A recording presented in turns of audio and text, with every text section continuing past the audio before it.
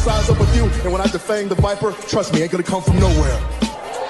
Jeff, I already put you out. I don't even know why you're out here right now. Keep on talking. Hey, do me a favor. Why don't you act like this is an AA meeting and you shut your mouth while I'm sharing with the group? And Mustafa, you out here, a boy among men. And I'm gonna tell you what, you got lucky at the Rumble, so I know you're gonna come out here and run your mouth about how bad you are. But let me give you a little bit of a reality check. You see, Mustafa, you said that my eyes don't lie. Well, your eyes don't lie either, because last week, they were closed real tight when I put your simple ass to sleep. And AJ, hey man, be honest with me. How's our old girl Wendy doing?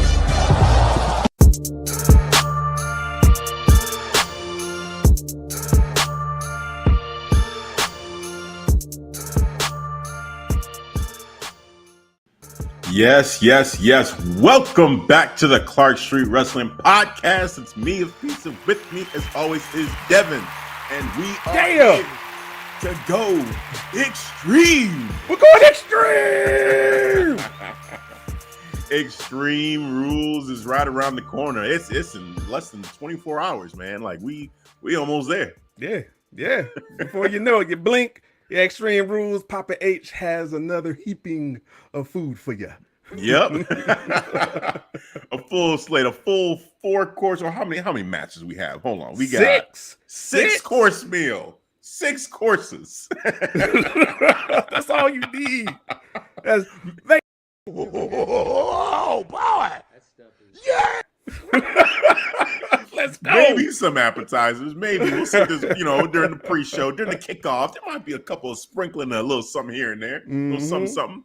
But yeah, we've got a nice little card here for Extreme Rules and an actual Extreme Rules card for Extreme Rules. We do. This is not like last year when I think we had a triple threat, but you could have used weapons, but didn't happen. Nope. And then one Extreme Rule, which was the Tribal Chief head of the table against the Demon Finn Bálor. Oh boy, it's that match. It's the anniversary of that match. Yes, when God decided to intervene for the head of the table, the Tribal Chief. God, not God mode, but actually God. Paul Heyman, put in a couple favors with the good Lord himself, with the Tribal Chief, made it happen. Oh man, but yes. We are definitely going to be talking about Extreme Rules here, but we also got a couple things from AEW that we're going to knock out first, which, if you've been following what's been going on with AEW, there's been a little bit of drama going on in AEW. Before, obviously, we had the whole thing with Punk and the Bucks and Kenny Omega, and there's all sorts of rumors about people wanting out and wanting their release and, or quote unquote running their release, but then we come to find out they don't want the release. They just want a break, mental health time away and all sorts of stuff going on. But there is backstage some kind of, there's just some stuff going on back there, which makes you think, the honeymoon phase of AEW has long passed. Like we are past that. Yeah. Now we got drama. Now people, they feel a certain type of way. They allegedly throw punches. they allegedly, close fist. What up, Get Your Podcast? Our Chicago homies over there, man. What up? Stand up. Man was top blocking on the floor. Oh man, this is gonna be a fun show. It's gonna be a fun show. It is. So yeah, let's talk about. Let's get right into some of this AEW stuff. So let's start off with what was actually said factually from the wrestlers themselves. Because Devin, I know you primarily are just focusing on that. So why don't you go ahead and hit us with your reaction to what the wrestlers themselves were saying to each other on social media? So if you are part of the Twitterverse, the wrestling hashtag wrestling community on the social medias out there, just communicating with like-minded folks or just networking with people on some business or friendship, it doesn't matter. But you see a Twitter beef, the latest Twitter beef in AEW between these two gentlemen that you see in the graphic right here, Andrade and Sammy Guevara. Mm-hmm. And it started with a tweet. Yeah, that guy.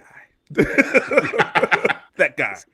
This guy right here. If you don't know, there's no name, so yeah, right there, right below Hafeez. All right. The guy that's just like that. Yep. He put a tweet out there, but didn't put a name with it. He just said, "You're a jobber, blah blah blah, you suck." But he said, "Go back to WWE." And I was like, okay, who he talking about? But whatever. And then you see a reply from Andrade. And I'm like, whoa, he's calling himself a professional. He said, I'm not going to go up there and just punch you. I'm a professional. That's what he said. All right. And they're going just back and forth between the two. All right. And you see this. This is out in the public. All right. In the social medias. Anybody can see. All right. Pay attention to that word. Anybody can see that. All right. So we get to Dynamite, and we're supposed to have a match between, I believe, Andrade, or was it set for Rampage? It was, which match are you talking about? The one where it's supposed Andrade, to be first 10. Yeah. Rampage. Mass first career. I think it was supposed to be Rampage. So it was set for Rampage. All right. And instead, I believe we're getting a trios match between Dark Order and the Lucha Bros. Oh, no, I'm sorry. Lucha Bros and Pac. Death Triangle. Death Triangle. Yeah. Yeah. And they, supposed to have this match, career versus Mass, 10 versus Andrade. All of a sudden, it's pulled. You don't see anything about it. All right, and you hear the rumors. I'm not going to mention them because it's rumors. It's diluted. It's not from the source. But I'm pretty much Hafeez will take care of that half. This is the beauty about having a tag team and podcast. I don't need to do that. My partner got me. He'll cover that other half of that. But for me, I'll deal with the facts, with the sources, what I'm hearing. All right. So that match gets pulled, and you just see that Wednesday for Dynamite in the main event, it's a tag match between Chris Jericho and Sammy Guevara. And who did they go against? It was Daniel Bryan and Daniel Garcia. Tonight, Wednesday, yes. Wednesday in the main event. So they had a great match, but it was kind of weird in the end when Sammy Guevara got the pin. Mm-hmm. And they're celebrating. They're picking him up. You see JAS, just as the cameras go off. I'm like, interesting. Wow. So that is, and all of a sudden you hear other news about what's going on backstage, about Andrade. Maybe he wants to go back to WWE. Whatever. That's neither here or there. Whatever, man. That's bullshit to me until I hear it from Andrade himself. But what's crazy is how this all started, though. What's crazy is how this all started is because Sammy Guevara had an issue with Andrade hitting too hard in the ring. Yes. So okay. Andrade said in a public podcast, a Spanish-speaking podcast, I believe, but he said it in Spanish, but it was translated, and he said, "Hey, if he went to backstage, he told him that I hit too hard. Hey, if you got a problem, let's just deal in the ring. If I hit too hard, hit me with a receipt, basically. All right, And right. Shout out to Top Rope Wrestling Talk. They dealt with this. They talked about the same issue, and I brought up a comment about, handling receipts, and you saw that. I remember when it was Brock and Braun got a little bit too rough for Brock. Oh, like, slow the fuck down. Yeah. Give him 1-2 real quick. Give him 1-2. Braun was like, okay, I'm just playing, bro. I'm just playing. We play fighting. All right. Got right back in line. Understood. Message delivered, message received. But, it seems like Sammy Guevara was in his feelings about it. So that's how it started with the AEW drama. In the latest AEW drama, the most recent, we just 1 month removed from the Bucks and CM Punk, man. It's gonna be a monthly thing for them. I don't know. Yeah, I'm looking at some of the tweets here. I see the one from Sammy saying, and Poole. Yeah, get you right on. Seen the tape. Man, I didn't see the video. I heard they leaked the it's video, all over Twitter, so. bro. It's Oh, trending on my Twitter, God. bro. I saw it. I was like, what is this? I was like, whoa. I kept on watching it. I was like, wow. Yeah. Wow. It's like that. How the hell How did did that it get leaked, bro? How? I know they're doing an investigation right now too on that one.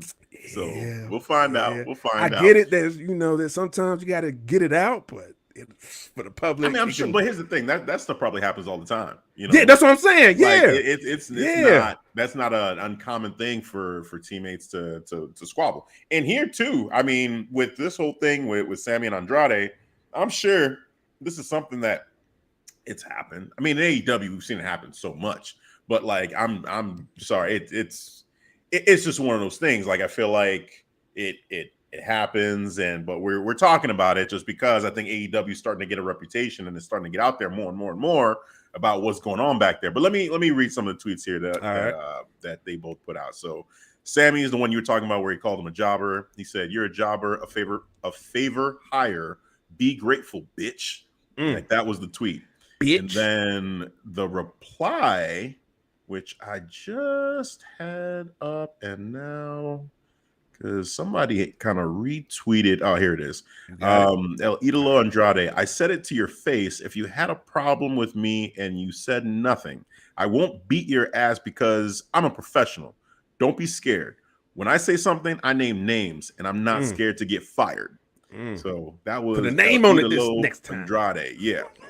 You had sent me one. Yeah, I did. Too. This one was crazy. You didn't say shit to me, you liar, but here's some truth, you ungrateful prick. You would be jobless if it wasn't for your dad-in-law. Are you really mad at me or mad at yourself for failing to get over for a second time? Just go back to WWE like we all know you want to do and fuck off. So, and then, yes, that's it. I don't have anything else from Idolo. Like, that is right. We're done. We're done. Allegedly, oh man, some other stuff going on. So I have SmackDown going on in the background because I wasn't able to see it live, and I'm seeing some shit right now. So I'm enjoying this. This is a great moment right here. Let's get the ones up in the chat. Let's get the ones up for the tribal tree. We know what it's about. It's the best story in pro wrestling today. Oh man. Well, actually, so that is great. That is amazing. It is the best story. Absolutely. But what I'm seeing here has to do with a certain call up that that happened. I'm feeling this. With a certain female combination. Did you see that? Yes. She just popped up. She just popped up as well. Which I am loving that. There we go. Perfection. On. Oh boy. That stuff is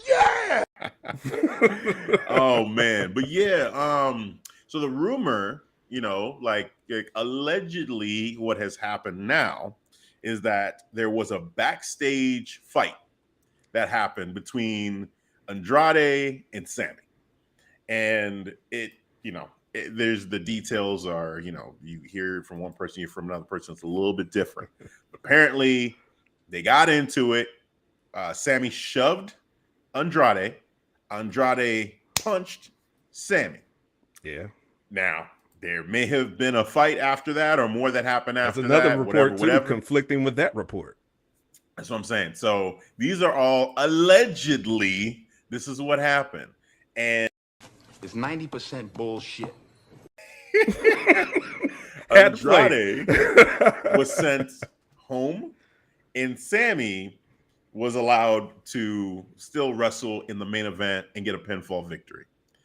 So now this whole thing, some people think it's a work, some people think it's real, it's a shoot. I think this one is way more up in the air than the CM Punk, Young Bucks, Kenny Omega thing. That is real. That one right there is real. This one here, I believe it's real as well. But I do see how people could see this as a work because it's just one of those things where, okay, the tweets there, it is what it is. They put the tweets out, cool. But Sammy doesn't put a name on it. Then all of a sudden it becomes Andrade. Then they go back and forth. And then we don't actually see anything else happen. We hear these rumors. We're hearing all this stuff. It's like, and why is Sammy allowed to wrestle if there was an altercation in the back, but then Andrade was sent home? Like, wouldn't both of them have been pulled? Just like it was weird right now, bro. Yeah, because with Kenny and with the Bucks and with CM Punk, everybody got pulled. Like, everybody got stripped of titles. Like, they didn't pick and choose. Like, well, it was this guy that threw the punch, so let's suspend him. And Kenny Omega was just trying to save the dog, so let's leave Kenny Omega alone and keep him on television. No, everybody got suspended. New segment if he's yes tweets. Yes.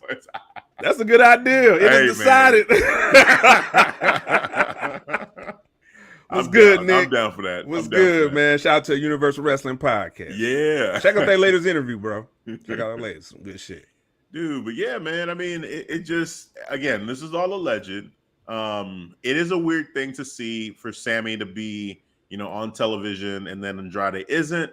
If it is true, that's crazy that they would just, He's still the Messiah. He's still the Messiah. He's still, yeah. You do both. It would be weird for them to make that choice. And I honestly felt like it was weird for the crowd to react the way that they did, because the crowd I get it with the whole take Conti and Sammy thing, as far as like, kind of feeling mad at Sammy because of the whole thing with Pam. And then, he splits with her, ends up with Tay, who was on his vlog. But for me, I don't give a shit. It's like, it's their life, and I think both of them are cool, so they should be able to do whatever they want to do. It's nobody's business. Grown adults. But that is like, there's more tangible things to be upset about if you want to be a jerk. You know what I'm saying? If you just want to be a jerk about it, then okay, you go ahead and you get in their business and you say, you see, I like Pam and you left Pam and you're with her. Like, okay, fine. You want to treat it like a soap opera and feel like, you have the right to say something about that. At least there's something a little bit more tangible than we all saw. We didn't see any of this shit. Nah. Like, we saw tweets from both of them, and then Sammy's getting booed.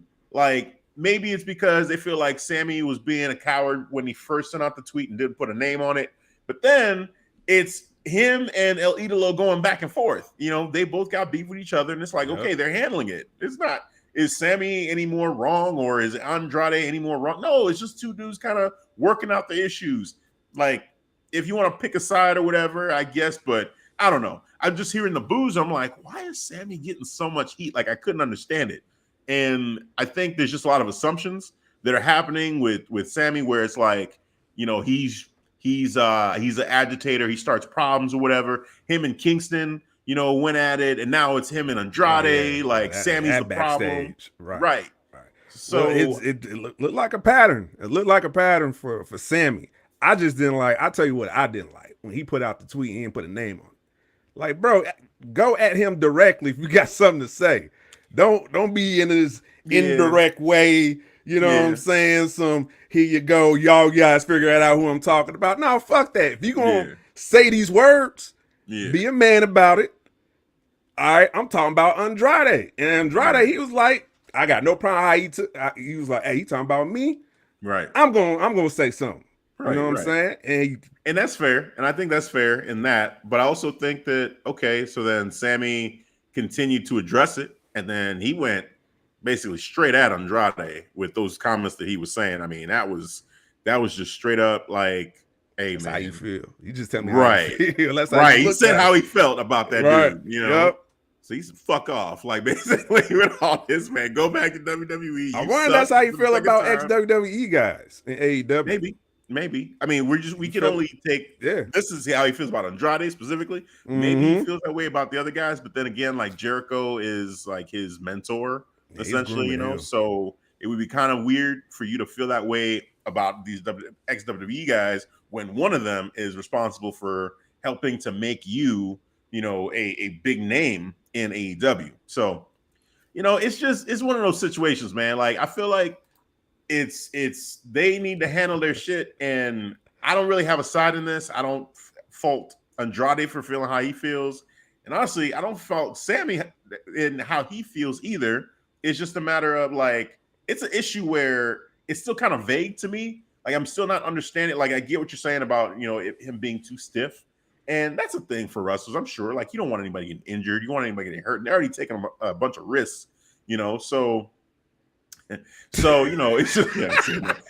As you can see, the more you fuck around, the more you're going to find out. You just had the perfect video. You just had to throw that one. Hey, I come ready. I come prepared, sir. I stay ready with the clips. All right. So it is what it is. I mean, I don't want to belabor this too much, but I think maybe a bigger thing is, in Tony's handling of all this, do you feel like, because I'm not seeing anything from Tony addressing even like the tweets.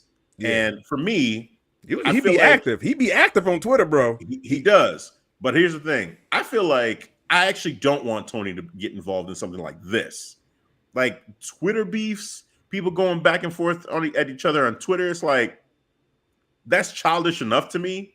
And I feel like I'm okay with Tony not dealing with this. Like going on Twitter and saying something. Like maybe Tony has had a conversation with one of them or the other face to face. That's what I would expect.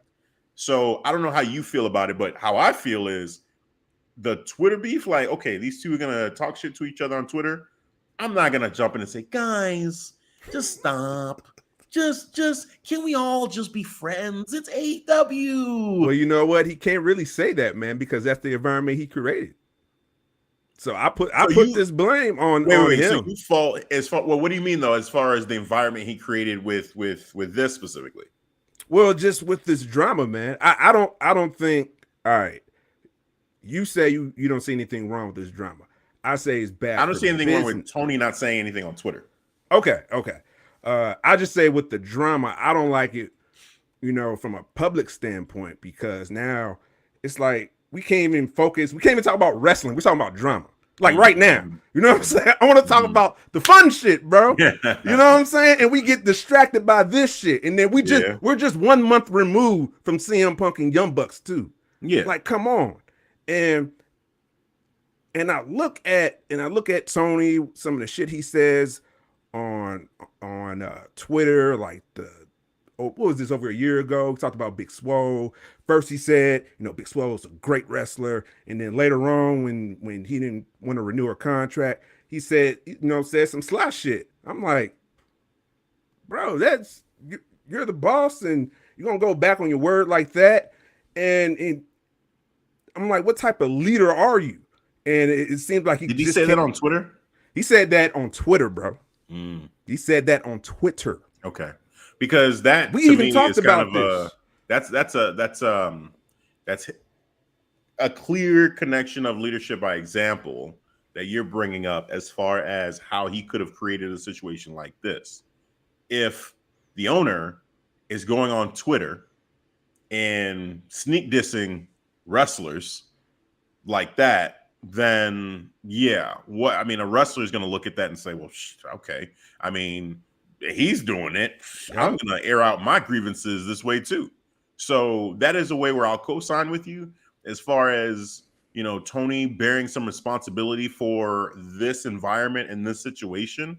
This one specifically, I feel like let grown men figure their shit out. Now if it comes to fighting at the office, now you got to step in, right? But if it's like these two dudes just, chirping or whatever, it's like, man, y'all figure that out, honestly. I mean, what you guys are adults, y'all ain't children. Like, you need me to come in and be a babysitter and like pull y'all apart? Like, what's going on? Is it a good look for having such a young company? The company's only 3 years old, so is that a good look from a public standpoint?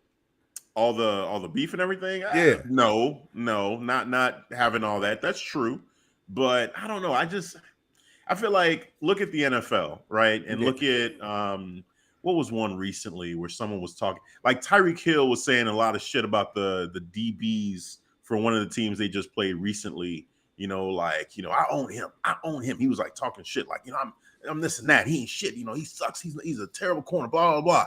Yeah. And I don't expect the coach to say like, Tyreek, tone that shit down. Come on, like no, like. you got a problem with him and whatever. It's people are still gonna buy tickets to go to NFL games, and if anything, stuff like that might make people want to go see the game even more. If some of these guys are, beefing on Twitter, it's like, oh, he's talking about, like, imagine he's saying that stuff about Diggs from the Cowboys. Yeah. They're getting ready to go one-on-one, Monday Night Football or Thursday Night Football or whatever. Yeah. Everybody gets to see it. You don't think the NFL is going to be like, let's highlight the culture of football, though. That's what it is. That's why you get a pass with that. But think about it with wrestling. Some of the best storylines in wrestling are off of real life, life beef. Think of CM Punk at the height of his powers in WWE. He was talking some real shit about his frustration in the company. That was real. Like, they let him speak on it and they made it a work shoot, but it was very much like, oh, I got beef with this dude. Think about Matt Hardy and Edge and how their real life issues, and Lita in the middle, all that kind of got used in a storyline, and people were like, ooh, what's going to happen? Like, are there going to be real punches thrown in this? Because, I mean, shit, this is close to home for Matt, But WWE is as a company are great storytellers. With AEW, they can't afford to be having drama, getting distracted from your wrestling when you already having an issue developing stories. If you aren't going to use it, and I said this around the CM Punk, Kenny Young Bucks thing too, right? And somebody else said it too. I forgot what wrestler. I don't know if it was Booker T or somebody that said it too. But like, if they can't make money off of that, then yeah, it's like you guys suck. Like, you guys are like, that's like, what are you guys doing? Like, that is a money situation where you got real life beef that has everybody, like, this is taking over your company. Like no one's talking about the pay-per-view you guys just put on. They're talking about the beef. So if anything, you got to be able to use that, and if you can't use it, then it was a waste. And then, then it is what you're talking about, where it's unnecessary drama that's taken away from the real storylines, the athletes they're busting their asses to try to get over. So that is, to your point, if it just happens and it's like, this is real beef, but it's so bad that they can't even figure out a way to work together, then damn, But if it's like, hey, we got beef, but it's not beef to the point where we can't work together, and then you can speak on that beef, and you look at Matt Riddle and Seth Rollins. Some of that shit is real. It is. Like, even Seth admitted in a recent what was it, podcast a couple of weeks ago? Yeah, the Ariel Helwani podcast. Yeah, like, some of that shit is real. So that's where, if you are able to kind of be a professional, because in wrestling, you were at this level, if you have Is Tony a professional? I don't think so. So it resonates with his employees. If you have a TV deal and you have a weekly show that you're putting on every Wednesday, every Monday, every Friday, like, okay, now it's time to be a professional. There's a point where you have to just bottle whatever beef you have with that other dude, or in the women's case, the other female, and use that shit for the betterment of the company. And you can still have your beef. You don't have to talk to each other. You don't have to go on picnics. You don't have to, like, exchange Christmas cards, none of that. But just for the betterment of the company, to bring it back, I think if they can find a way to have these two dudes, appreciate it, World Elite, come together, for a match after all this, like, that's something that people will want to see. Like, how's that gonna happen? Is Andrade gonna be stiff? Is Sammy gonna be stiff? No. Like, what's gonna happen? I'm just going off the track history. I'm going off the pattern, and then you're saying, a professional. Tony he hasn't shown me he is a professional. All right. Vince, he showed me he could be professional. The shit that went down with the Montreal screw job, and he went in Brett locker room. All right, you get one good one, bro. Just take care of business. I'm gonna own up to it. That's on me.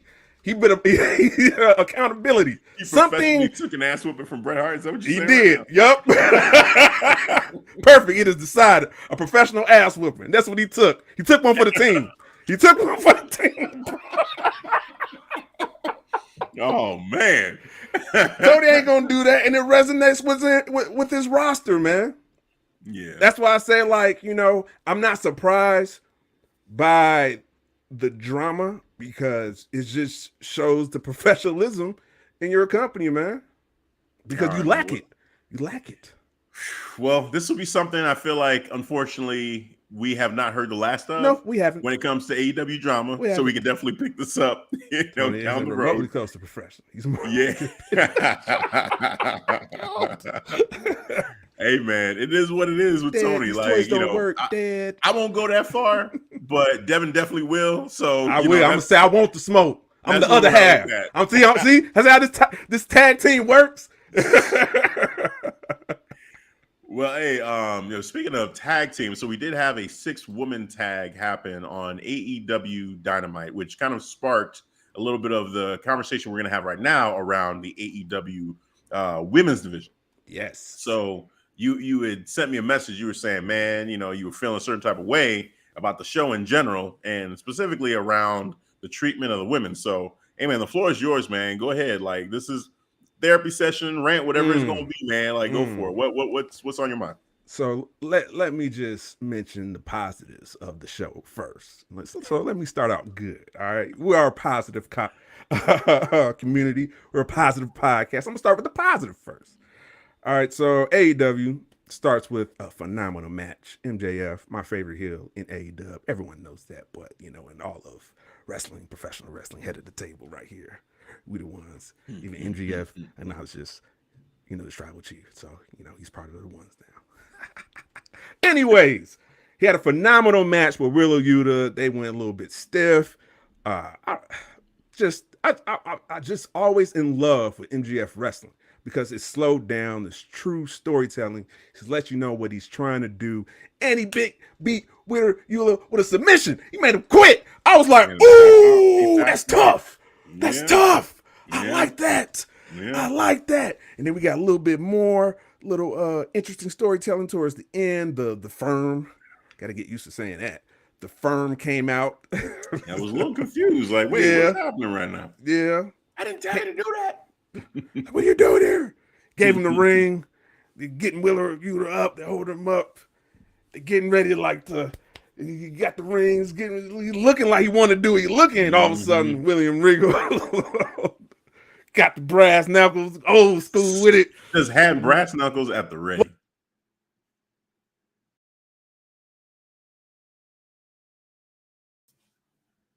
I can't hear you.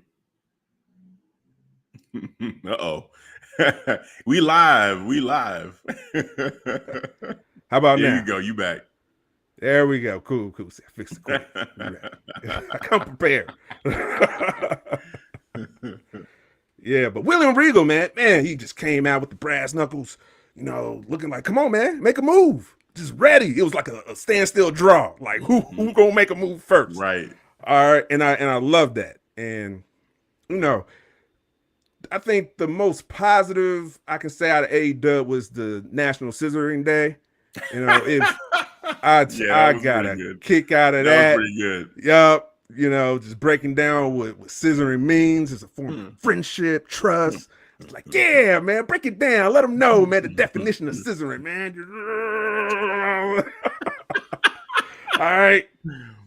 And then we maybe an hour in, hour 15, little 8:13, 8:15-ish. We get the ladies. We get a 6-man tag match. All right. Mm-hmm. There was a positive out of this women's match. It was Willow.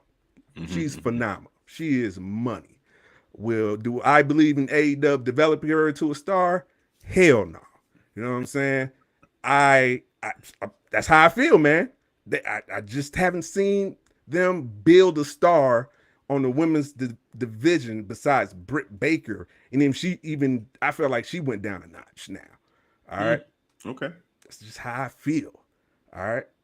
So, but Willow, she is money. She has a great look. She's different too because she pulls the straps down, let her know she's about to be all about business, powerhouse.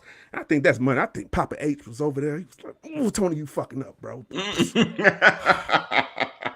I would know what to do with it. Yup.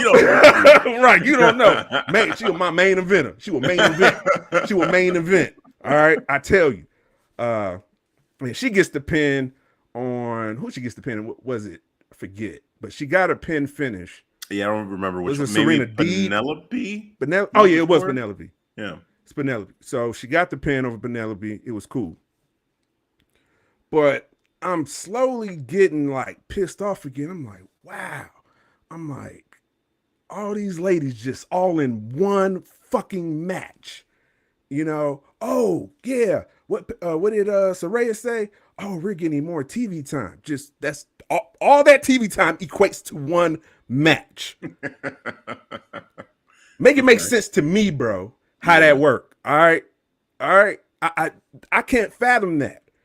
And this is the change she's gonna bring: just more camera time, just more skits. But all that just adds up to one match. Tony got you. Tony got you. Until I see anything different. Yeah. All right. They what sucked about that too, that so here's the cons of that match, of that 6-woman tag match. Tony didn't shine. She played the background. And that's your interim pretend, temporary placeholder. Yeah. And she took the background. I forgot about her. All right. And then what pissed me off another step, I felt like the star power dwindled a little bit from Saraya too.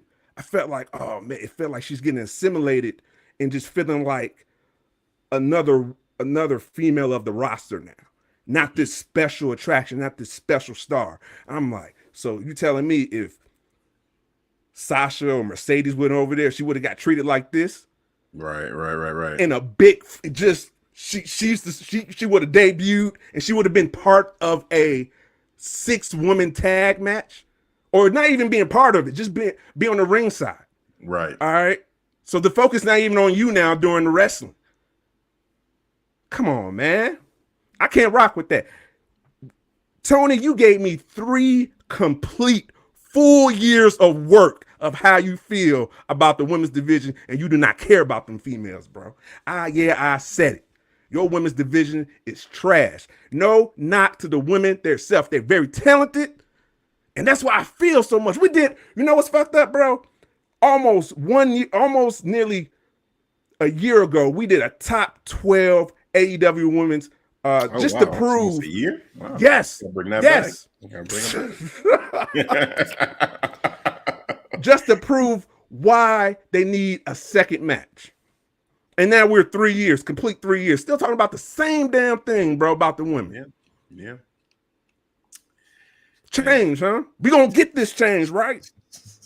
We gonna get this change. And then shout out to the My Cage IQ Dan. He was on the Circle of Debate show. I put my comment out there. I said like all those segments add up to one wrestling match. He was like, oh, you can't be greedy. I was like,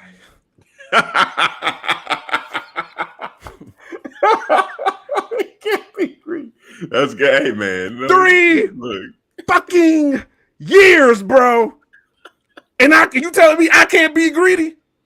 Hey, man, be patient. Be patient. Fuck that. We're past patient now, bro. We're past patient. Saraya is supposed to be your special attraction, your superstar. Why is she in this convoluted match? You make great points, man. You make great points. Woosah. Are you good? Are you good? I'm good. You got it out? I got it out, bro. Thank you. So I actually thought you might go a slightly different direction with it, but I see your point. I see what you're saying with this. As far as just still, one match, and like Saraya was kind of like representing a potential revolution, a potential hope, but now, she was just kind of on the sideline, and, it seems like it's not as special anymore if she's just going to be there and doing that. Right. So I get it.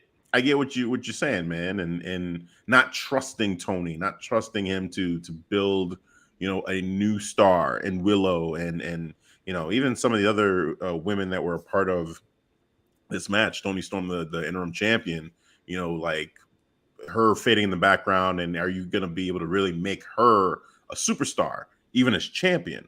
Like, so that I get all that. My thought when you saw this, was the fact that you're seeing Willow, Athena, Toni Storm versus Penelope Ford, Serena Deeb, and Jamie Hayter. And it's like, that's a lot of, you see them wrestling and you hear the crowd, and the crowd is into it. They're into the match. They're feeling the match. And it made me think like, wow, what for all the people that say, there's not enough talent, there's not, they're not ready, they botch, that to see those 6 women in there, and those 6 women didn't include Jade Cargill, Britt Baker, Ruby Soho, Thunder Rosa, Nyla Rose, Tay Conti, like there's so many women in this company that are talented, and these 6 here, you trying to tell me you couldn't find a second match to make out of those 6 women? Like, you could have had, a Willow versus Penelope Ford, and then Athena versus Serena Deeb in 2 separate matches, on this night. Like, or Jamie Hayter is hot right now.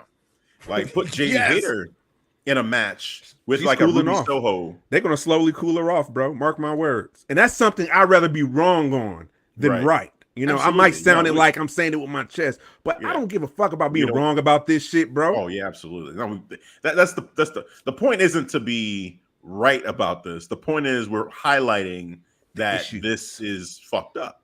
That you have so much talent. You could make an argument right now that the amount of talented female wrestlers in this company they match as far as the number of talented, maybe not as talented, but the number of talented women is about the same as any other company in wrestling. If you look at Impact, if you look at SmackDown and Raw individually, the number of women that they have that they could put in any one given match, they have so many women to choose from that are TV ready as far as having a match and people being excited and interested in it. Jamie Hayter has become a popular wrestler now. The fans are behind her. Put a rocket on her back and let her fly. Like, it just doesn't make sense not to. You don't care, though. You don't care. Ruby Soho, we're going to have to start a Where's Ruby, like segment, because that is crazy to see where she started. That graphic on her, damn. Dude. I know. And it's sad. But where she started, and I still remember Tony with her in that scrum, and it seemed like he was so excited to put her, at the forefront, and she was going to be, big deal in AEW. She's not even in the 6 women match. Saraya didn't pick her to be a part of her team. Well, she got hurt. She got hurt in the buy-in from the last pay-per-view that they had. Yeah. It was she had a broken nose. Right. No, that's fair. That's fair. Yeah. I'm gonna give him that on that one. But let's look at, if we take, I don't know, even Nyla, there was something with Nyla where she's supposed to be challenging for the TBS championship, or did that happen last week on Rampage? I don't know, bro. But regardless, like, they had a backstage segment with Sky Blue, who they're starting to build up to. And Sky Blue's been a name in the indie scene for a while now. Like there's so much talent that they have here. But specifically, I'm looking at, like, I get that Jade is the TBS like champion and they want to keep her. It's like Rampage is her show, basically. But it is weird that, like, Dynamite is the show. Like, Rampage, no one, I'm sorry. Rampage is not just not watching that. Right. So why not have Jade on Dynamite as that second match? Like, just bring that match from Rampage over to Dynamite. What's fucked up? She's the TBS champion. Why she's not on the TBS show for Dynamite? And she's on TNT. It doesn't make any sense. It doesn't make any sense. There's no justifying it. There's no making sense of it. It just is what it is. And I won't even touch that. But Like it's just crazy. That's what I took away from when I was watching it. When I was thinking about, ooh, like Devin's feeling a certain type of way. Like, what is it? And every point that you made, valid, 100%. I got you. I co-sign it. The addition that I have too is watching this match. It kind of frustrated me. Yep. I was laughing through the match because I'm just like, this crowd is loving this. There's so much talent here, and yet we can still only get it in one match. But it don't matter. It doesn't matter. Tony is not going to do that. All right. Remember he talked about Thunder Rosa in the promo. He's like, why would I do a 10-minute Thunder Rosa over a 10-minute CM Punk? Right. Yeah. That's your leader. No. Right. No, I'm it's wild. That's the man that cares about the women's division. Good luck. You know what's interesting? What sucks is, he's never claimed to care about women's wrestling. It's us that expects that from him. Like we expect that. We're looking for it. Like, hey, what up? Like it's 2022, and look at women's wrestling. Like, look at what we've seen from NXT and Raw and SmackDown and Impact. Like some of these companies now, it's like, yeah, this is it. It should be better than this for women's wrestling. There was this whole thing, the women's revolution, and you see the 4 horsewomen of wrestling killing it, and then you see other companies, women too, like just wrestling Impact, killing so well, yeah. So, and I don't buy that there's not enough talent, that these girls aren't ready for this. Like they 100% are ready for this. Serena Deeb is ready for this. Toni Storm is ready for this. Athena is ready for this. There's so many that they pulled from WWE,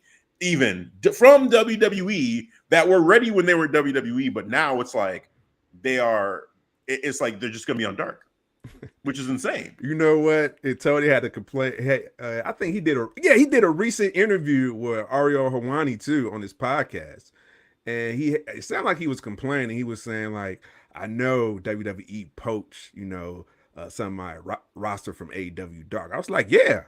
They got Gigi Dolin from there. Good job. You the one that wanted to put her down there, and you want to treat it how you treat it. Hey, if you ain't gonna use her, damn it, we will, bro. Right. Why not? Yeah, at that point, if you're not gonna use her, like that's your fault. Like you didn't see that talent.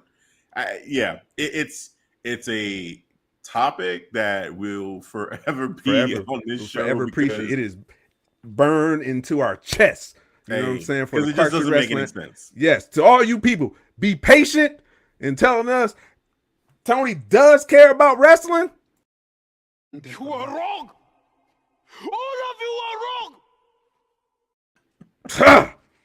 Rest in peace, yeah. Chad. When it comes to women's wrestling, man, like it's just not a focal point. It's not a focal point. It's there. And he'll make sure to get the one. It seems like he's consistently putting on at least one.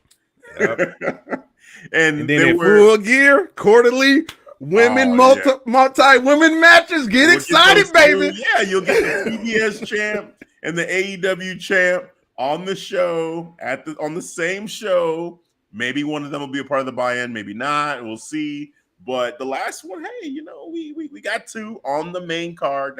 It is what it is.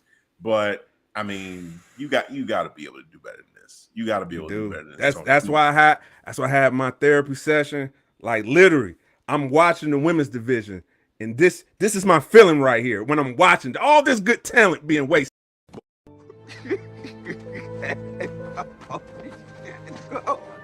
No, she can't. Hold me up, bro. Hold me up. Oh man, hey man, I'm trying. We're trying. Like this is. I'm going to watch and continue to expect it to be better. I'm not going to give up on that, but man, it does feel futile at times because again, they just have so much damn talent. They have amounts of talent. Stupid amounts of talent. Yeah. Just in that 6 women's match alone, you could see it. You can make 3 separate matches out of that one match that they did. I swear, the day I see Saraya in AEW Dark or elevation, she doesn't feel special anymore. She lost Of whatever she course. had, and it is done. You just showed me how. Well, you already know. I got Yeah. 3 years worth of data from you, sir. I mean, I'll say this one thing though, is that Britt Baker did make it a point to say she was going to go to dark to build up her wins so she could climb the ladder and, you know, raise up the rankings, you know, so maybe that'll be the justification that Saraya needs to get her wins up just like Britt Baker. And there's that whole thing going on with Britt Baker and Saraya right now that they're starting to tease and build up a little bit. So maybe Saraya takes a page out of Britt Baker's book for that. So they might do it that way, in which case, okay, I get it, and it is what it is. But no, I feel you. If it's not even that, if she's just having regular matches and she takes an L on a dark match or something like that. Don't say that, bro. Yeah, no, Don't I'm just putting it out there. Oh like, man, bro. By somebody, I don't even know who. It's like, wait, this was the one? This was Oh fuck.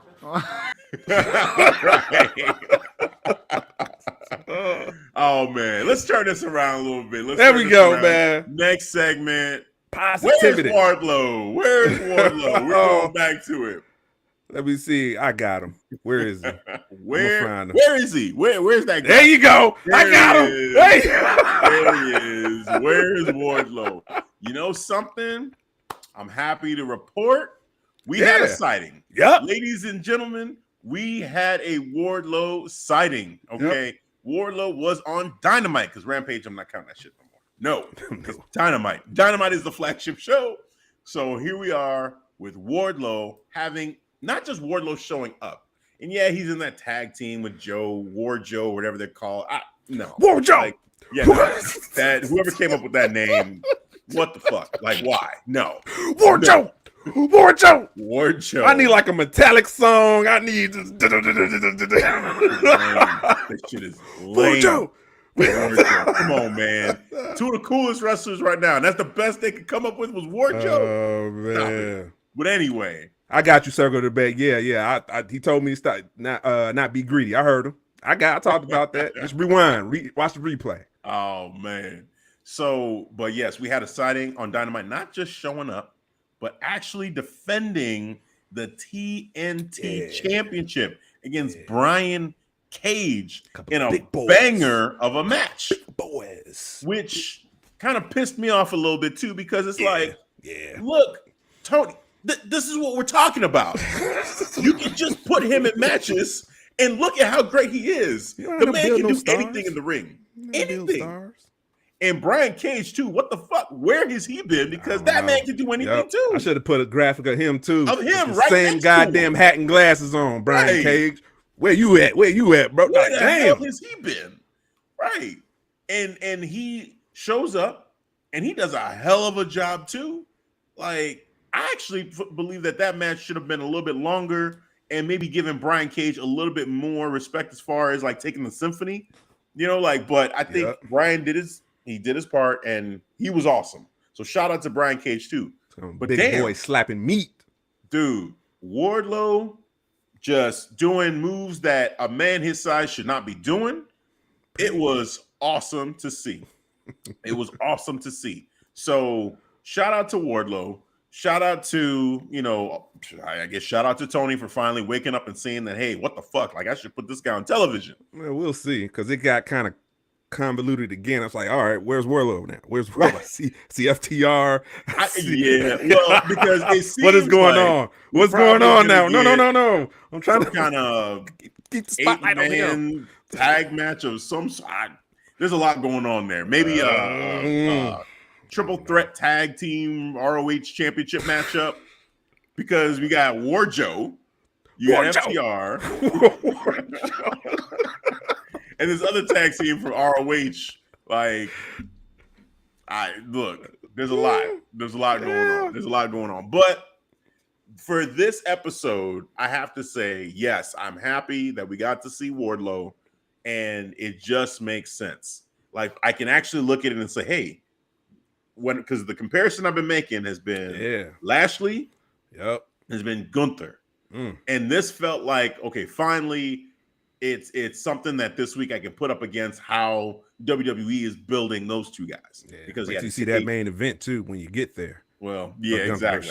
I've still got all this running in the background. Yeah. So, but yeah, man, I'm happy this week. I'm happy. You know, Wardlow, we got to see him. This shit right here with Wardlow with the glasses and the hat. I actually don't like that we're doing that because it shouldn't even be this. We shouldn't be having this segment. We shouldn't be having this conversation about where he is. But it's what it is. It's just it's been received well on Twitter. That was like, that's one of the funniest graphics I've ever seen. Dude, hey man, but it's sad. It's sad because it's on point because we've been looking for him. You know what I'm saying? Are we going to be looking for him next week? I hope. If he's not there, come on, man, Tony. Well, it's going to be Wardlow. Probably gonna get Wardlow. I have a feeling we'll get Wardlow. I think we'll get Wardlow on Rampage. I think that's what's going to happen. Man, Tony can't cook worth shit. He be burning food, bro. He almost burnt fucking Wardlow. It's like, man, turn that shit over. Turn that shit. Turn the fire down, bro. Right. Got the fire on too fucking high. Trying to burn the shit. Damn. So anyway, want to give Wardlow his props. Want to give him his props this week. He showed up. Thank goodness. You deserve better, Wardlow. That's what the segment's about. Ooh, you deserve better. TNT champion. Oh, man. All right. Enough of this. It's time to go extreme. Let's get extreme. Extreme. Check it out. Extreme Center. Yeah. Oh, man. That's what I'm talking about. So, yeah, let's get right into it. Let's start off with these predictions. The Brawling Brutes versus Imperium. All right. So 6-man tag matchup. This is going to be brutal. It's going to be fierce. I am hyped up for this. I can't wait for this. Yes. I'll start off predictions here, man. I'm going with Imperium in this matchup. I think Imperium wins this. I feel like the Brawling Brutes, I would love to see the Brawling Brutes come out on top on this and win this. And maybe one of the guys, Eichner or just these guys taking the pin. But Gunther's that dude, man. He doesn't accept losing very well. So I don't expect Imperium in there. Would this be their first 6-man tag matchup? I thought they did one on SmackDown. I think that was a tag match. I think it was just a tag match. Yeah. It wasn't a 6-man. Maybe it was a tag match. Man, I confused. Yeah. And then maybe Sheamus and Gunther was just on the ring side. Right. Probably getting confused with that. So maybe you're right. This maybe is their first time with a 6-man. Yeah. It's gonna be a hell of a 6-man. It's gonna be violent. Yeah. So we'll see. But I'm excited to see these guys go at it. This is gonna be crazy, man. And the further evolution of Butch back into Pete Dunne, looking to see like a little bit more of that creep in. You know, still gonna be called Butch. He was on NXT Tuesday. How you like that new 3.0 now? They're not calling it 3.0, are they? No. Because I haven't seen the transformation yet. I haven't seen it yet. Oh wow. The Brawling Brutes were there, man. It was yeah. Butch was there. And what's the other guy's name? His name. Yeah, here, hold on. I got it pulled up here. It Ridge Holland. Yeah, Ridge Holland, man. Yeah. So they did a tag team match, man. Okay. Tag team NXT championship match, matter of fact. It was a banger. It was a motherfucking banger. Hey, man. They lost because Imperium intervened. Of course. You got to keep the storyline going. So it makes sense. Yes. But yeah, I mean, this match right here, I think it's going to be a banger. I got Imperium. Who you got? Be on the other side of the fence, sir. I'm going to go with the Brawling Brutes, the terrible name. Wish it was Fight Night. I was going to be saying that. It is what it is, but yeah. I'm cool with Brawling Brutes, man. Yeah, they need a win, bro. They keep on getting L's because of Imperium. So I can see Extreme Rules, and it's gonna be a Donnybrook match too, right? Yeah. That's the stipulation. Holy shit. Somebody's gonna be bleeding. I know that for sure. So man. Yeah. I'm prepared to watch this violence live. And I'm going to go with the Brawling Brutes. Let's go. I hope you're right, but I feel like Gunther is creeping on. He's like a growing head of the table-esque type personality. I have to say it. Gunther, I feel like, is that you going next with this, sir? perfect replacement for, because eventually Roman Reigns at some point he will not be champion. Hashtag forever champ, sir. I didn't say that for no reason. But Gunther has like a similar, like, remember his run in NXT UK? That man, talk about forever champ. Like, he knows a little bit about that. Like, Gunther is that dude. So yes, I can see. I just feel like I don't want to pick against him ever because he just doesn't take L's. He himself does not take L's. And he doesn't even, like, just similar to Roman, he doesn't even like to see his boys take L's. Like, we know what happens. Ludwig knows what happens. So we gonna see, man. We gonna see. Stand up. Get up. You're gonna take these licks. Since Giovanni's joined too, I don't think they've lost anything. Like, since they've been Imperium, like, I don't think any of them have lost. But they could take a good hard L, physical violence. It'll make sense. Man. And I can see Ludwig or Giovanni. They'll take it. Not Gunther. He used to work, and man, he putting in work with that IC title. They kept on mentioning that too. Shout out to Michael Cole. Yeah, the IC title online, the Worksman title. I was like, yeah, say it again. Yeah, this is, and I'll say it again. I'll say this again. I think this is prep for Gunther when he eventually takes that step up to Universal Undisputed WWE Championship territory. He's got that DNA. He has that DNA. Yes, I said it. Prepare yourself. This man is being groomed. Good luck. I go easy on you. I could have put a way different clip. because you gotta respect Gunther. This ain't about me. This is about Gunther. This is about that dude, aka Walter. We know what time it is. If you could take Okay? 6 You're not that guy, pal. Trust me. You're not that guy. Okay. Not You know you against don't my do head that. of the table. Yeah. Forever champ. I tell you, Roman Reigns don't want to take a chop from him. I tell you right now, nobody wants to take a chop from him. Nobody, including Roman Reigns. Hell no. We been Teach a man how to squabble. you might have to learn how to do that. I'll give him that. You're gonna get against Gunther, you better learn how to take them chops. Right, exactly. You're preparing yourself, and I don't know how you even prepare for that. How do you train for that? Just start taking chops from everybody. Chop me. Get me prepared. Chop me. Come on, Jay. Oh, I know Jay want to get some chops. Oh my God. I got you, trouble. Oh man. Yo, what up, Jay? Shout out to the WrestleBreak podcast. What up? Oh man, so we're gonna see, but yeah, so we're split on this one. I've got Imperium. Yeah, already out off the bat. Yeah, man. I'm going with Gunther. He's on my screen right now, man. Imperium is that team. Let's go. Let's go. All right.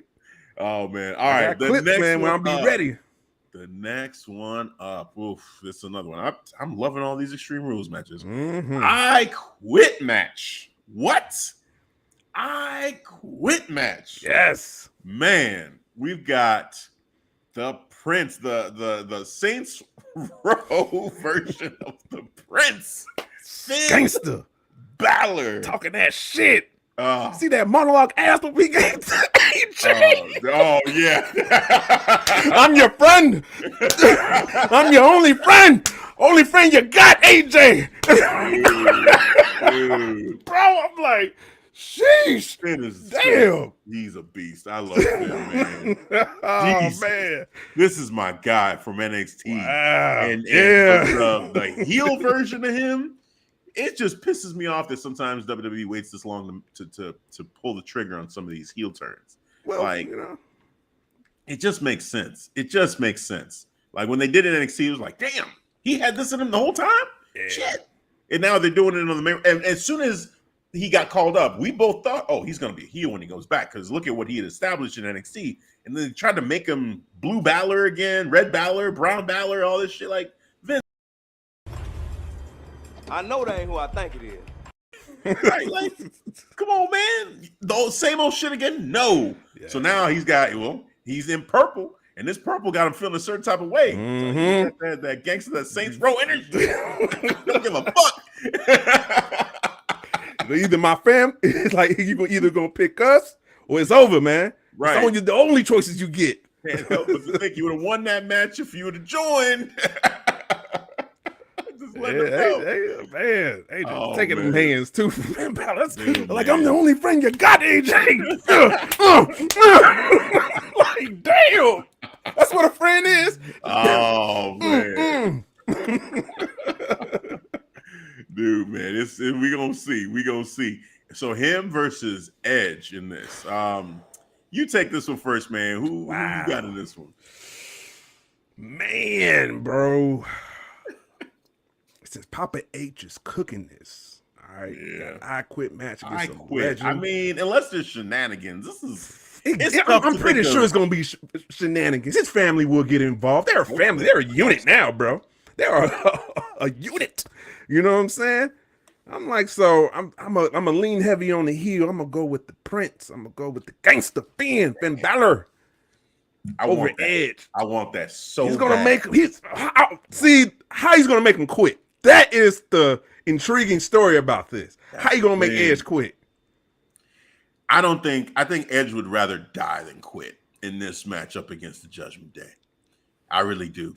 But I could see Finn saying, you know what, live to fight another day, whatever, fuck you in your match. Like, I'll go ahead and drop this, but then we're still Judgment Day, we're still around, and I'm still working on AJ over here. So I got Edge actually winning this matchup just because I think Finn is more likely to just be like, okay, I'm a live to fight another day. Edge is gonna do some crazy shit that I'm not willing to die for this. No, like, this isn't happening. But Edge is. Just how heated this has all gotten, I feel like Edge will come out victorious. He will win this matchup, but it'll be a thing where Finn, I mean, he's using this. Like, this is a battle. They're trying to win the war. So yeah, I got Edge. Man, shout out to the Judgment Day just firing off cylinders, man. This group is the shit now, man. Bro, you see the heat Dom is getting? I'm talking about nuclear mega level atomic heat. I tell you who my poppy is, and it's not Rey Mysterio. I hate you. I hate you. I was like, damn. I hate you. Say what? Yeah. Say it with your chest. Yes. Just getting all types of boo. Just boo. Oh, yeah. Get that boo. heat. Get that heat. Oh, man. So, yeah. So, we're split on this one, too. You got Finn, and I hope you're right. With this one, I hope you're right, because Finn is my dude. And I'm still mad at Edge. I feel like this whole thing is bullshit.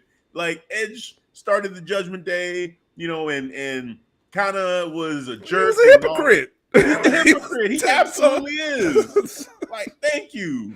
That's why they had a sidebar conversation. They had the three-way convo, man. This dude, man, fuck right? him. What the fuck is this dude talking about? You know what I'm saying? Don't listen to leaders. What this motherfucker doing?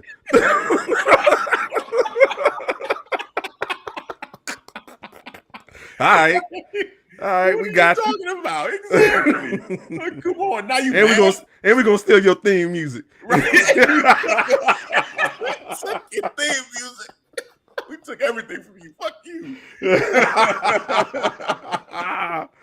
Oh man, I'm Team Judgment Day, man. Yes, the Judgment Day. Hell yeah, Rhea doing her work, man. Oh, yes, dude, this whispering all types of beautiful language that she's speaking to Dom. The Dom just like, say less.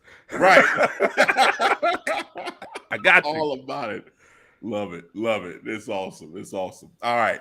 Next matchup here, we got a strap match. Yes. Damn. We've got Drew McIntyre versus Karrion Kross in Karrion Kross's first pay-per-view in WWE. Yep. So that'll be cool. Or premium live event. There you go. Premium live event. PLE. PLE. Not PPP. PLE. I don't pay per month anymore. I don't even pay anymore. It's just included in my my cable. Right.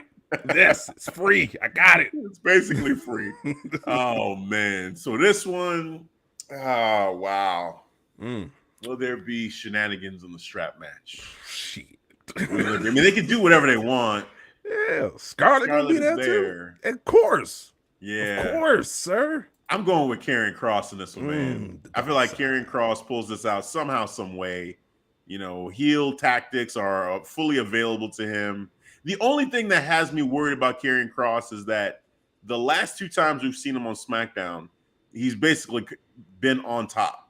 You know, he found a way to get the upper hand on Drew. Like on this one, he was whipping Drew at the end of that. Yep. You know, the last one, Drew had brought the strap, but then Karrion was able to get him in like the cross jacket and like again, I think put him to sleep.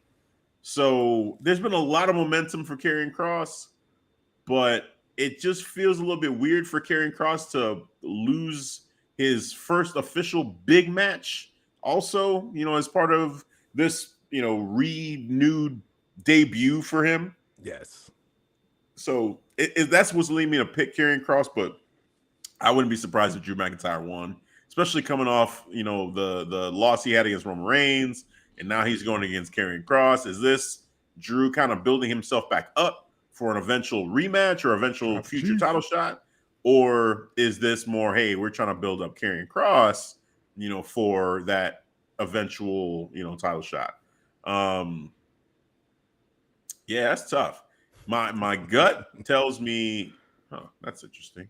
Why the hell is that white rabbit thing going through a purple X? Yeah. Oh, he's going to hell. Watch that. Yeah. Watch that little video, yo. Yeah. Like, describe it as you're watching it for the people that's watching live right now. Oh, shit. There's going to be something happening in Extreme Rules. Feed your head. Okay. All right. Curious, sir. Why was that shit in purple? Does that have anything to do with the Judgment Day? Yeah, because that shit was in purple. I don't know. Right. Interesting. Or, okay, there's so many ways where we can go with that because this is Bray Wyatt. Okay, let's just cut this. Call it how it is. Right, we know. This is Bray Wyatt. Yes. But you know that purple X thing. Now, if I'm gonna overthink this, that X reminds me of Finn Balor's logo, and he is with the Judgment Day now. And the last time the Fiend debuted, he debuted on Finn, right? So you're literally going down this rabbit hole, right? Right. We just talked about this match. Would it be interesting if somehow, some way, I mean, to your point, what if Finn does win by, say, I don't know, somebody intervening in this matchup, say a Bray Wyatt, you know, showing up and dragging Edge to hell, you know, a la this rabbit go. I know that ain't who I think it is. Like this, I quit. Like it's over with because Edge is gone. Like he just got dragged to hell. Yes. Like, oh shit, Edge. What's going on? He took a legend. Oh, I don't know. Yeah, you know what I'm saying? And take on Edge for that first feud, and just I would dig that. That'd be awesome. But we'll see. I don't know, man. Is that are you connected to the powers that be right now, the wrestling guys? Is that the prophecy of the Messiah? Is that what you're telling me? Look, I'm watching that and I'm saying, you know, that was an interesting choice. They could have chose any color for that X. They could chose any color, and they chose purple. So that was Extreme Rules, and I'm looking at look at our logo. It's the X. Well, the Extreme Rules, the X in Extreme Rules is purple. Yeah. So he's showing up, and we're going to see the debut at Extreme Rules. And then also, I mean, like I said, Finn Balor's logo, it was the red X, but now he's with Judgment Day, which is purple. So maybe there's something there. Or maybe it's just Extreme Rules period. We're going to see him. We'll see. We can only hope. You get another message? Or I was going to say, would you prefer to see the debut at Extreme Rules or hold off and wait until, you know, they build it up some more? See, I could feel that people are not patient enough for a debut for Bray Wyatt with more cryptic messages. I could see that getting old real fast. So personally, I'm fine. I'm good with the slow roast. You know, Yeah. pop roast, let it simmer, fucking 5 hours. I don't care, man. You know what I'm saying? Yeah. But I'll go with. I'm cool with the stream rules. I would prefer Survivor Series, but if we do get Bray Wyatt, you know, the White Rabbit, and he do some shit like that coming from the darkness of the ring, from the depths of the ring, and from hell, and he crabs. Edge. Oh boy! Yeah, I am down, sir. It is decided. I'm with that. Nice. Yeah, man. We'll see. You know, that'd be real cool to see. You know, for Bray Wyatt to come back in that matchup. Now, Karrion Kross and Drew. Like I said, I'm leaning Karrion Kross. As I'm saying it, I'm still kind of like, I just feel like they might just give this to Drew. But it just feels like their 50-50 booking would give it to Drew. Like the way that they've been doing those segments, you know, with Karrion and Drew. I don't believe in 50-50 booking for Papa H. That's a foreign formula for him. That's Vince. That's Vince style. Yeah. Papa H, sometimes he'll make a heel look strong going into a pay-per-view and coming out. Well, I think Karrion needs this. I think because if he loses, that would kind of feel like I don't know, like he needs momentum, and he has it with the you know, the entrance and, you know, just in general, but I think he needs more. You know, I think this feels like he's kind of in neutral right now. I do. I got that feeling too. You know, and like just a win here, Drew can take a loss. A win here for Karrion Kross would be huge. So I'm gonna stick with Karrion Kross. Yeah, the same. I'm gonna go with Karrion Kross over Drew. He can take another strong L. It is an extreme rule stipulation attached to this too. So it's a strap match. There will be, I can see shenanigans in this fair game for this type of match. Of course, Scarlett will get involved. So yeah, Drew, you know, hey, you know, you gotta take back-to-back L's. Your first L. Yeah. The Papa H Watts Tribal Chief headed the table. There we go. We the ones. Well, so the next one, I mean, there's already been one match, and Matt Riddle took an L in this one. We'll see if he can get his back on this one. We got Matt Riddle versus Seth Freakin Rollins in the fight pit. I got you. Hold on. I got you.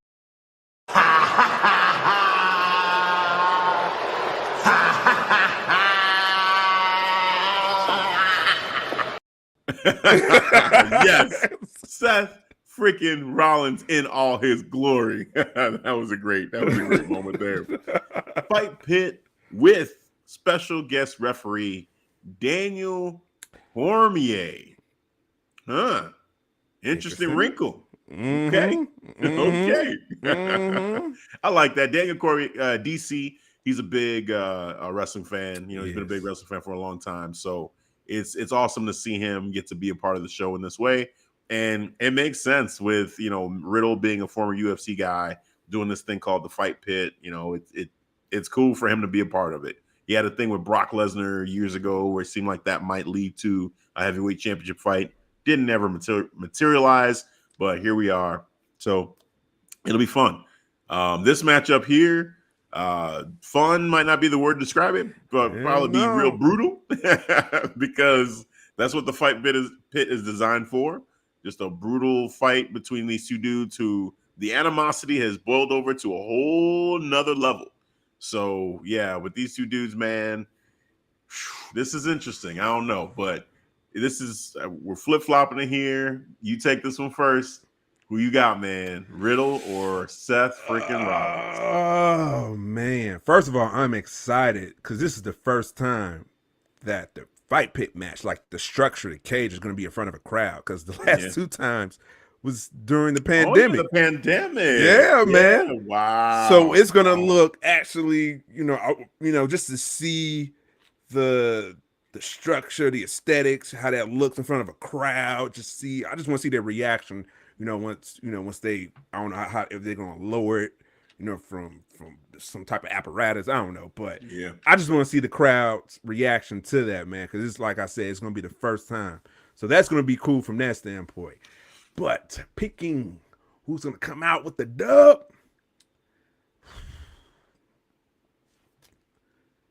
let me ask you this. Do you feel like we're at a end point for this story? I know where you're going with that.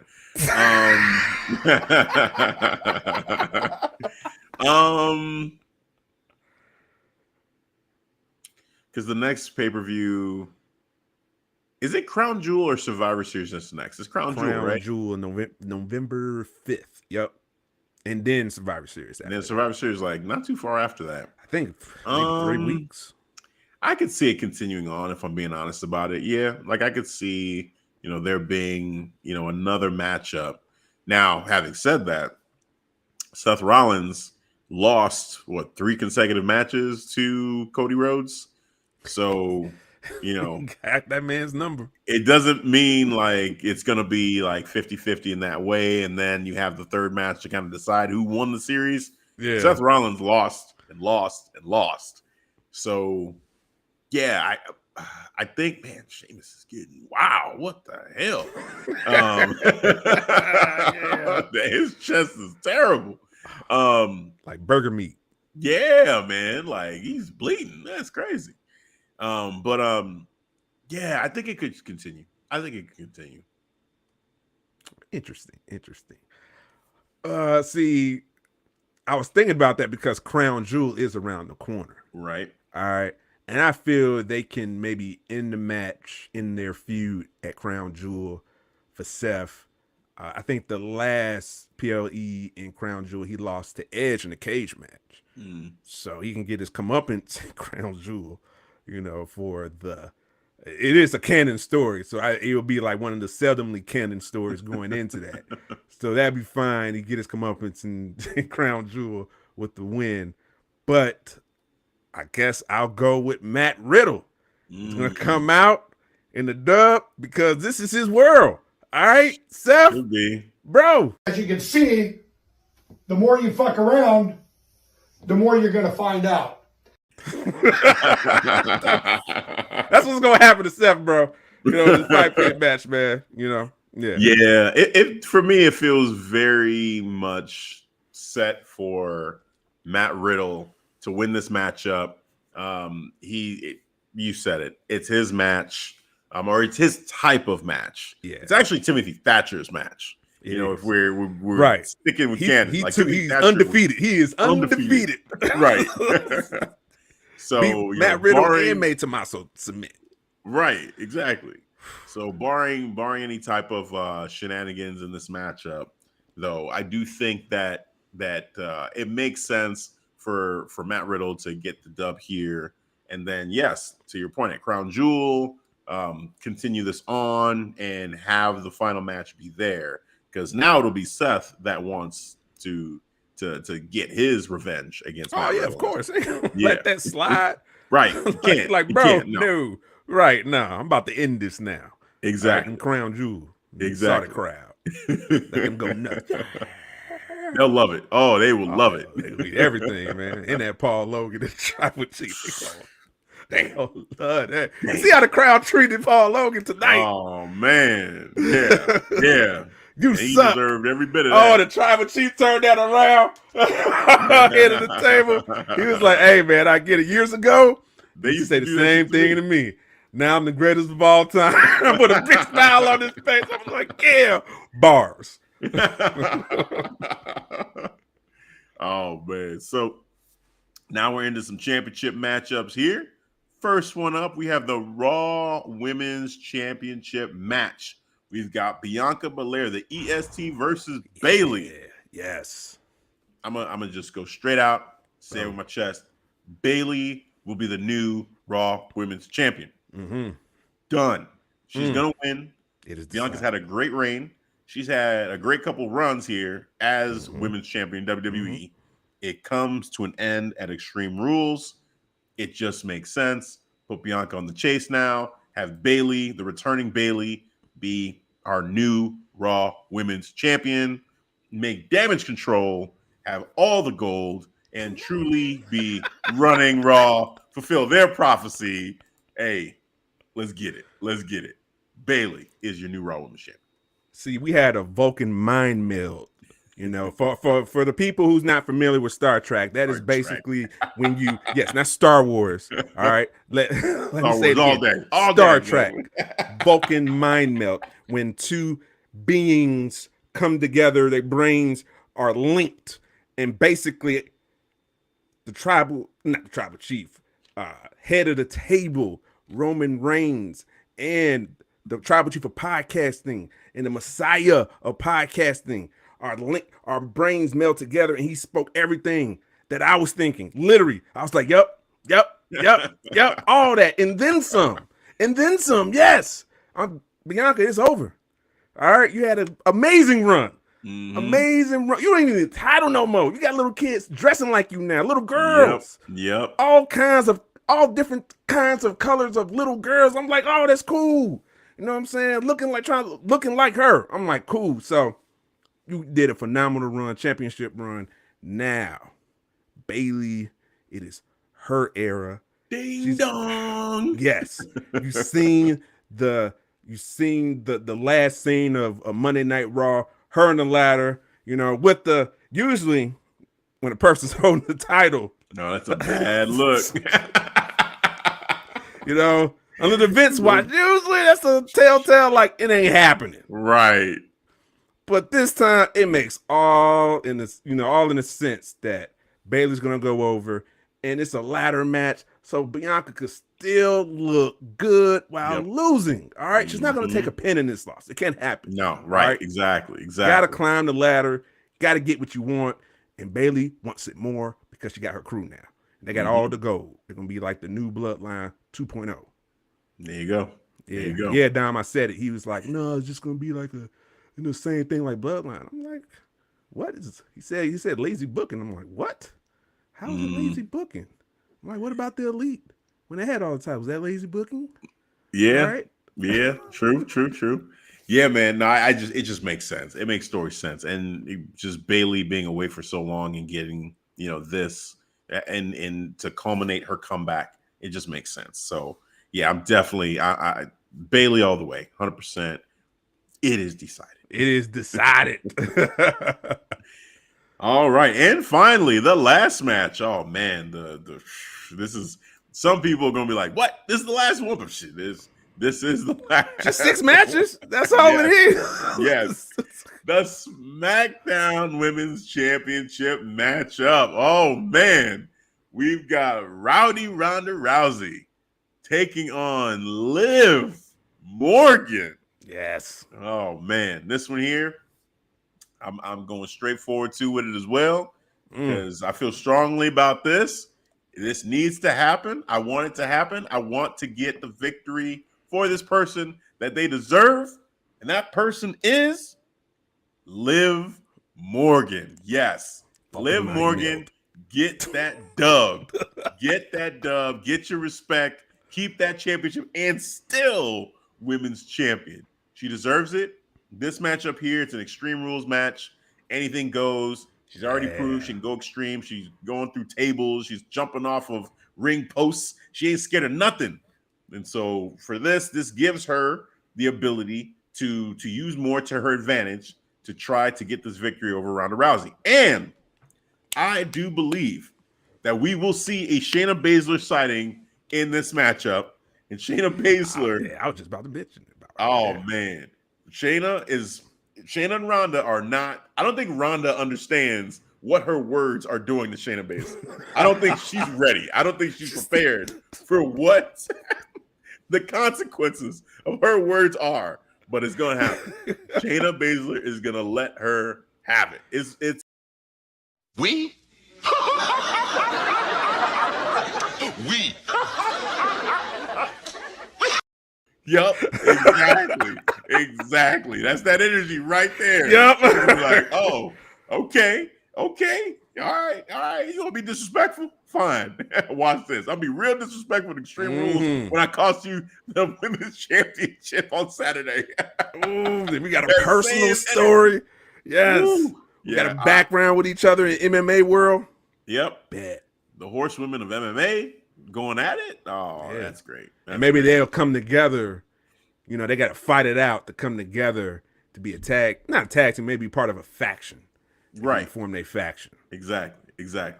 So, yeah, Liv Morgan, let's go. And still SmackDown Women's Champion. Yeah, let's make them mad because people don't want that. People don't want Liv to win. They say Liv is mid. Yep. So, do something because it ain't going to happen. Nope. All right? It ain't going to happen. Not for Liv. You are wrong. All of you are wrong. Because Liv is going over. Yup. She going to, even by, shenanigans. And I love that Shayna Baszler will get involved. Of course. She got a bone to pick. Every time she, Ronda got to say something sly to her. Like, you used to be a killer. Walked off. I was like, huh? What? What the fuck? Shayna just came in there to congratulate, like, yeah, you look good. Hey, I see you doing your thing. She side-eyeing her.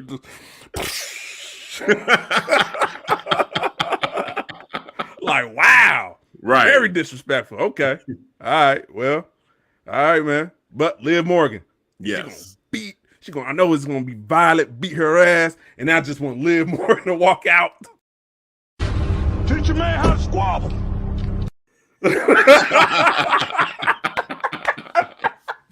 That's 3 times now. I got you. Right. 3 in a row, yup. She can walk off like that. Man. Teach her how to squabble next time. She beat Ronda Rousey 3 times. Damn. Woo. That's awesome. I want that for Liv. That's tough. I want that for That's Liv. tough. Right. I don't care if it's by controversial. I don't. What's the record book say? What's it say? Yep. What does it say in the data? In the Hall of Records. In the Hall of Records. 3 dubs over Ronda Rousey, the baddest woman on the planet. My ass. And I want people to be furious on Twitter. Look at this. This is the type of shit. Papa H, this is the worst match. You had an opportunity to give it back to the baddest woman. Nah, bro. Piss them off. Piss them off. Dance, puppets. Dance. I stay ready with the clips. Oh, man. Perfect. On that note, that's the perfect way to end it. Oh, yeah. I ain't got nothing else to say after that. Damn. Oh, man. So, yeah, we got the predictions. It's a wrap on that. So we'll see what happens tomorrow. Cannot wait for Extreme Rules. That's going to be a fun pay-per-view. Cannot wait for that. Before we go, you know what time it is. We got to let the people know. Devin, please let the people know where they can catch us.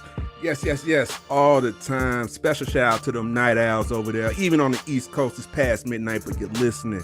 Late Night with the Clark Street Wrestling Podcast with your host, Devin the Tribal Chief, and my host, Hafeez, the Messiah that will give messages from the wrestling gods themselves. I hope you had a good time, fun time. We had a therapy session. We got it out. We feel better now. But we will stay on task. We'll still be consistent. AEW women's deserve better. Sir. Okay? It is decided. Yes. All right. But anyways, you can always find the podcast on the various social medias. Facebook. We got an awesome Facebook group. Clark Street Wrestling Community, CSWC. Shout out to Chris, who over there who be helping to run it, man. I see you doing your thing, man. We appreciate that. Putting in good work for the community. All right. And we also got Instagram. And we have our Twitter and TikTok. TikTok. You want to beat your ass with that strap. TikTok. Ooh, I like that. I like it a lot. Yes. And you can catch the audio portion, which will be available to prediction/A-dub. Basically a 3-year review we gave y'all, basically. A-dub. And it's not good. It is not good. It's not a good report. It's not a good report after 3 years. 3 years. 3 complete years, bro. Let me stop. All right. Let me finish. All right. You can get our merch as well. All right, Clark Street Wrestling merch. T-shirts. Yes, get your beach towels if you're down there under, because it's cold right now. It's cold. Yes. So get your beach towels. Be down there and all in the southern states, Phoenix, maybe Southern Cali. I don't know. You got weird weather, but it could be. All right, Australia, Saudi. All right, Saudi. Yeah, Crown Jewel. Get your beach towels over there. Yes. All right. You over here in the Midwest. All right. Get your Clark Street blankets. Yeah, we got blankets. We got blankets too. We got everything on the website as well. Your hoodies, so you can stay warm and stay toasty. There we go. Yes, I wonder if you remember. It's that time again. It's that time again. All right. All that merch I just listed. ClarkStreetWrestling.com/store for your pleasure. It is decided. Yes. And with that, that's going to do it for this episode, this prediction show. For Devin, I'm Hafeez. We'll catch you guys next time.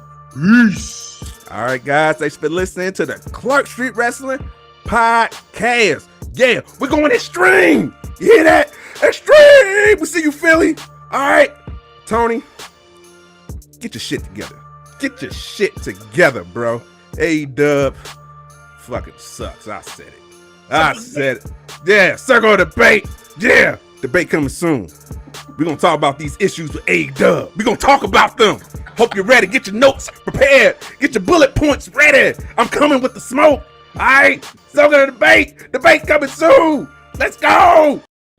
I'm out of here anyway. Peace out.